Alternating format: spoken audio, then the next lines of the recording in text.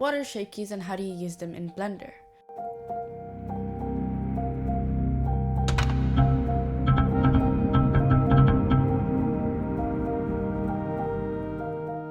Well, shape keys are an awesome way to animate objects in Blender without ruining their geometry. You can think of shape keys as freeze frames for 3D objects, which you can switch between them and animate them in any way you want.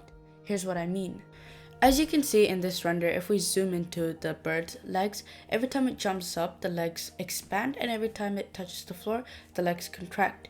Here's how we can replicate that using shape keys in Blender. In this scene, if we zoom into the legs, if we go to the object data properties, you can see that there are shape keys. In these shape keys, first we need to create a basis shape key.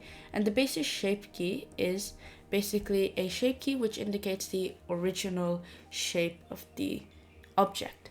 We can do that for all the objects that you're going to animate.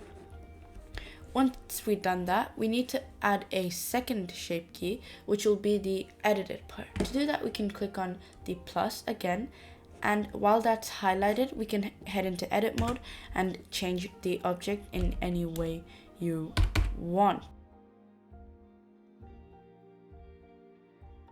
Now if we head back into object mode, you can see that it reverts back to the basis shape key, but that's okay because then we can animate that later on.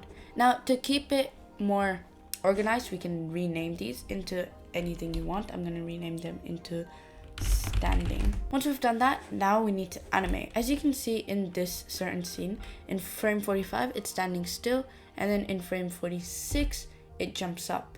Now in frame 45 we need it to be bent. The legs need to be bent. So we can go into the standing shape key and turn the value all the way up.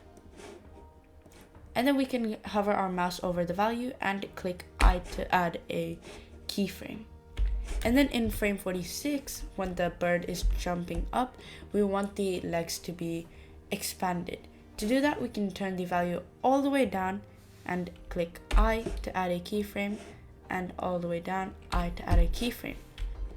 Now if we see the legs expand and contract depending on our keyframes.